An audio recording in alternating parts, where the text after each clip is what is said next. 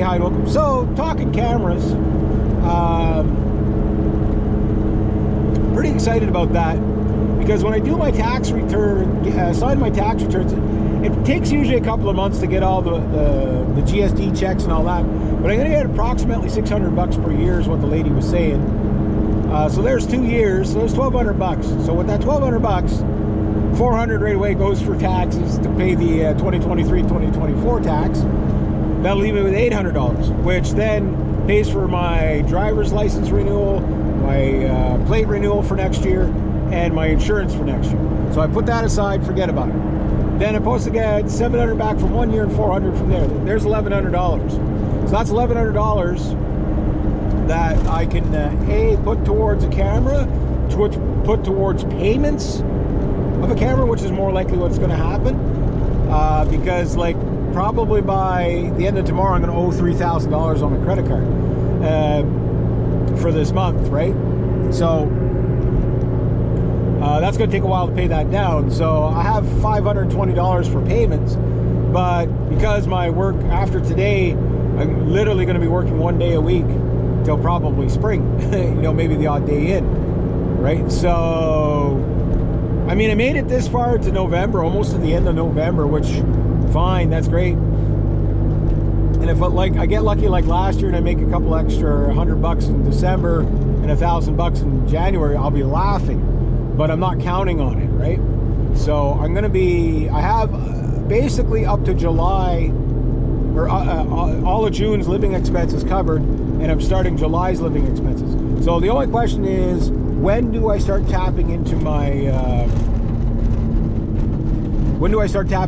savings, right? Is it going to be this month? Is it going to be next month? We'll see.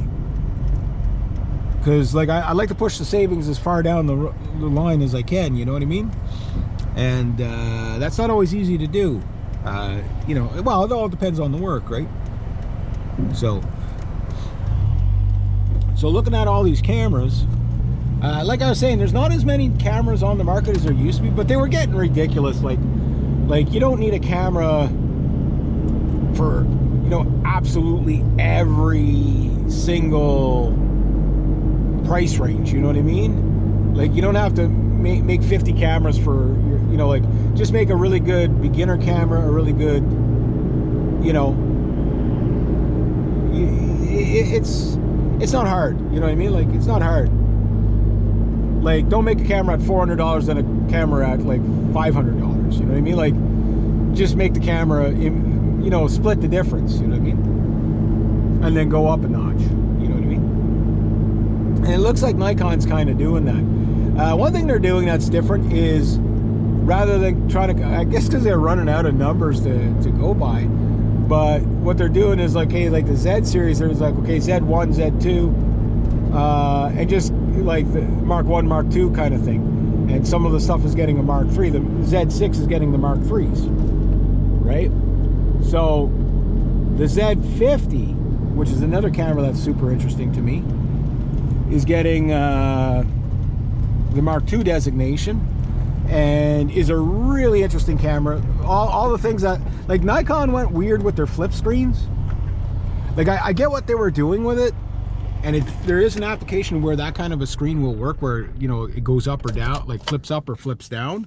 But most people want flip to the side. Why? Because most people are vloggers, you know. So the sports photographer, yeah, he wants the up and down one, but everybody else wants the side flip and articulation, right?